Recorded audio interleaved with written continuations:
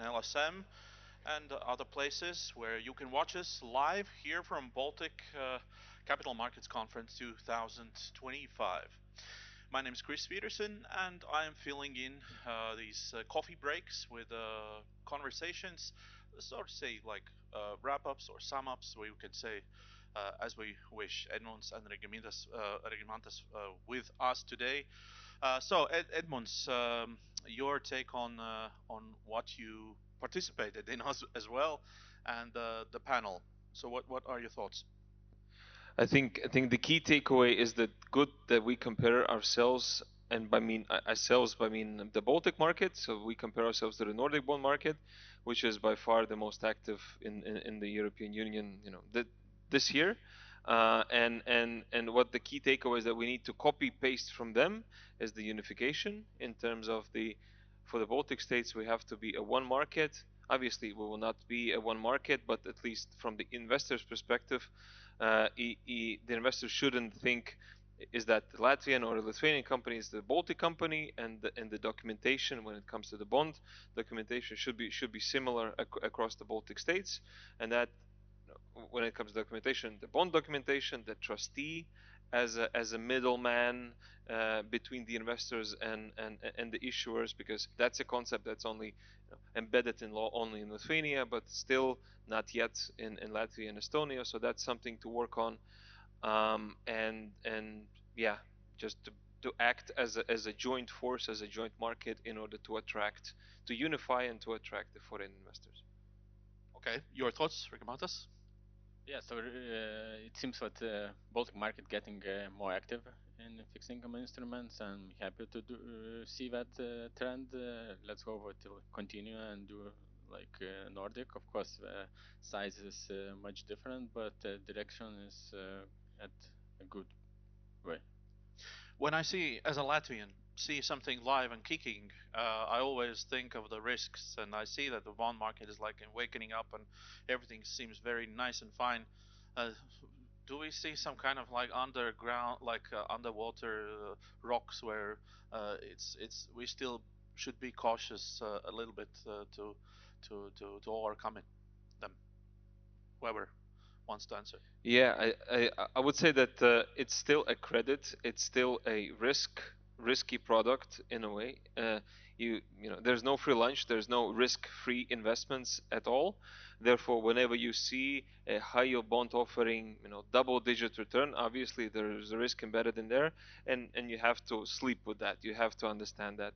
Whether we see some bad apples in the market, yes, and that's already quite visible for the last 2 3 years. There are some restructuring, some bankruptcies in the market.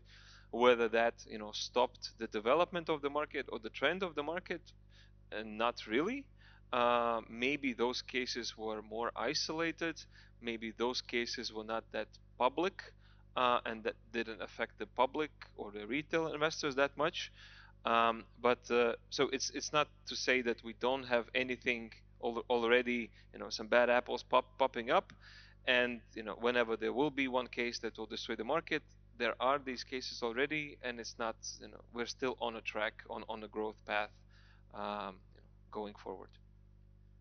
Maybe not repeating regarding credit risk, because it's always attached to investments. Maybe what I've seen, me personally, what with double digit or high 9-8% attract investors in recent years, and nowadays the companies are able to refinance at lower rate and still attract the same investors or new investors as well. So it seems what market get to that point, but there is investors base who are active in that market, and even Euribor decrease in recent years by 2%. Still, there is still interest in fixed income instruments, bonds as well. I see that in all three Baltic countries, retail investors have waken up and are more and more into the bond market as well. But how we can even more maybe amplify the presence of retail investors here, or is it also important? Or Definitely, retail investors are important in every product. Even the banks who are actually losing the money from cash accounts because it's employed from cash accounts to some instrument. We are also for this movement because when the society get richer, we earn coupons, interest as well. It's better for the banks as well. So it's like a side effect for that.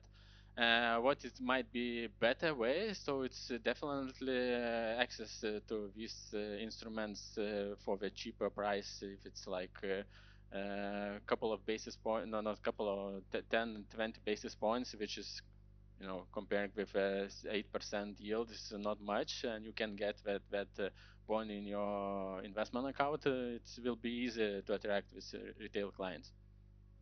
I think this retail part is somewhat of a unique Baltic product, because when you look at the U.S. market, UK market, or even the Nordic market, when it comes to the primary issue, there's no retail. Usually, there's no retail investors in there. And is it because of the maturity of the market, or there are some other reasons? I think it's this uniqueness of the Baltic market is connected to the Nasdaq systems, and I think if the Nordics would have the same Nasdaq auction system that we are having here in the Baltics, which effectively connects all the banks, all the depository and the depository members here in the Baltics, therefore you're not, because how it happens in London and in New York, you as an investor, you go to the investment bank arranging this particular deal.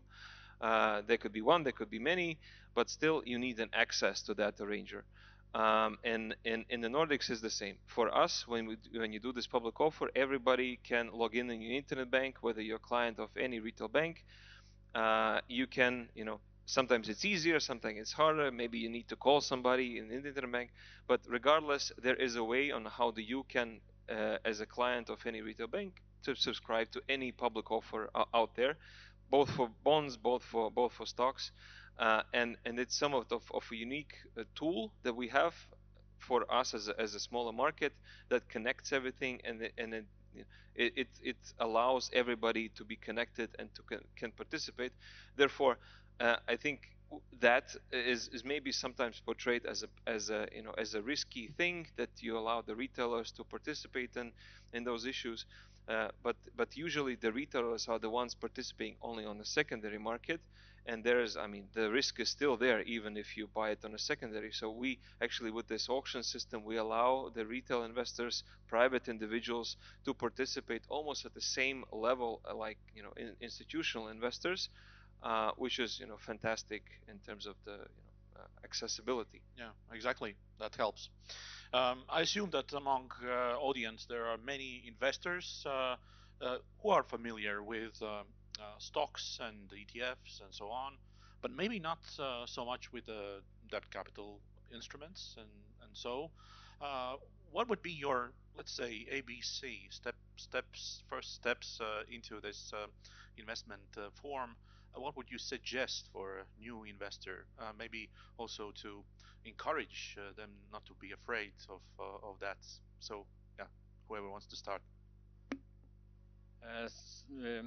I think at least who already interested in that product, so we managed to go through that process successfully, and taking in the main risk is credit risk regarding the company as itself. So even you are looking at a product as itself, bond, called as like safer product, but understand behind that what is a risk. And we had in Baltic some with bad apples, which is already in places, and probably it's already learned by this retail clients. For the new ones, so probably it's who are very cautious. They need to start with lower risk products. It might be government, it might defense bonds, or so on, or high rated government owned companies as well, which is in some cases they pay more than deposit rate. So the starting point, it might be with a lower rated,